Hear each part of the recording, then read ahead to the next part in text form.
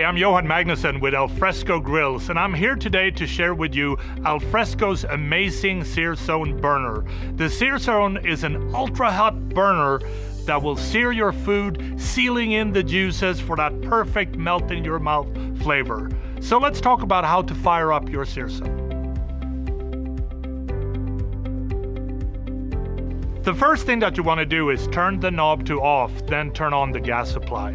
Always keep your face and body as far away from the SearZone burner as possible when lighting. Depress the igniter button of the burner and immediately push and turn the burner control knob counterclockwise to the on position and wait for the burner to light.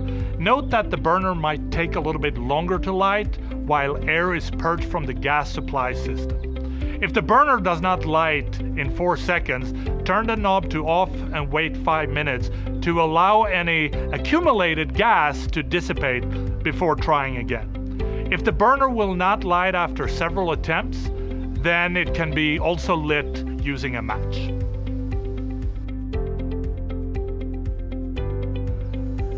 Searing the food on your SearZone is intended to create a beautiful caramelization of what you're cooking, and the longer the preheat period, the hotter the grates will be, and this will help the meat brown faster and create darker sear marks. You want to place the food on the grate and cook to the desired brown level. The control knob may be set to any position between on and off, as there's no variance to the heat.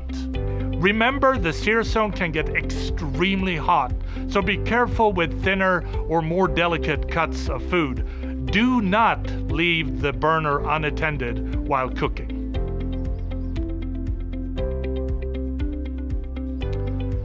An IR burner works by producing intense heat, which quickly sears the meat.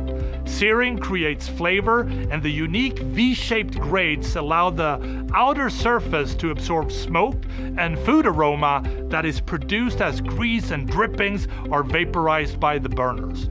The result is a crisp, flavorful outside with a tender, juicy inside. Just the results you want with most grilled food.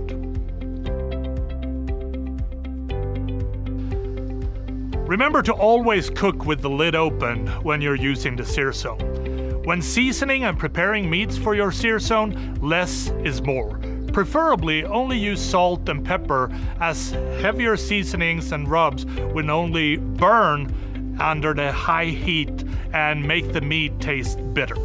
Take caution with marinades as well, because the oil will drip into the burner and cause flare-ups, so watch that carefully. You also want to make sure that you pat the meat dry before you put it on the SearZone, because dry meat creates a much better sear.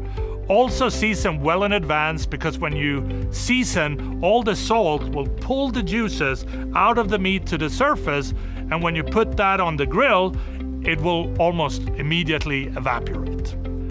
Also, if you have a very thick cut, such as if you go over an inch thickness on a steak, there is no way that you will be able to cook the inside of the meat until the outside is burned to a crisp.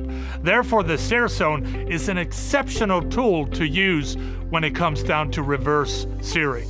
So smoke it, steam it, grill it over a lower temperature, and then finish it on the SearZone to create that beautiful char.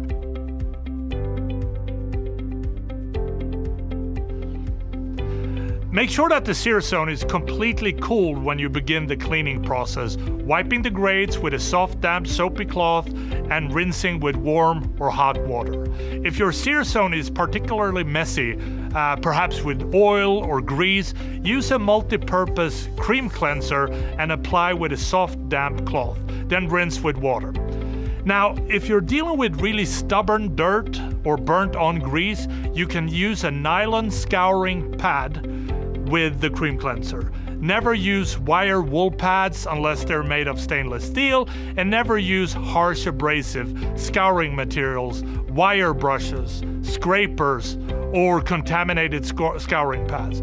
Make sure you wipe along the grain direction of the stainless steel and the grates rather than across, and if needed, dry with a soft towel after cleaning. I really hope these details help you get up to speed quickly with using your Alfresco SearZone. I'm Johan Magnusson for Alfresco Open Air Culinary Systems, and happy grilling.